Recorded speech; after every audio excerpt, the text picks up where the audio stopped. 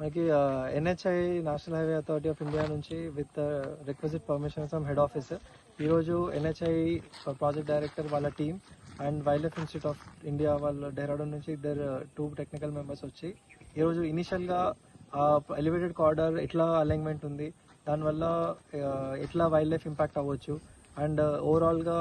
వాళ్ళ అలైన్మెంట్ కోసం ఎంత డ్యామేజ్ అవుతుంది, ఫారెస్ట్ ఎంత డైవర్ట్ అవుతుంది అన్న పర్స్పెక్టివ్స్లో ఇనిషియల్గా డిస్కషన్ జరిగింది. So the permission as of now head office నుంచి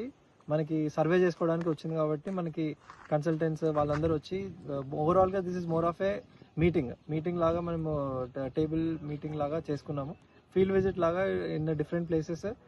ఎక్కడ వాళ్ళకి పియర్స్ రావచ్చు, where there is a turnings, ghat section ఎక్కడైతే హెవీగా ఉందో అక్కడ వాళ్ళ అలైన్మెంట్ ఎట్లుంది, సో అది నిజంగా ఇప్పుడు పాసిబుల్ అవుతుందా లేదా అండ్ మనకి ఓవరాల్గా అసలు వైల్డ్ లైఫ్ ఇంపాక్ట్ ఎలా అవుతుంది అనేది డిస్కషన్స్ బ్రాడ్గా జరిగింది.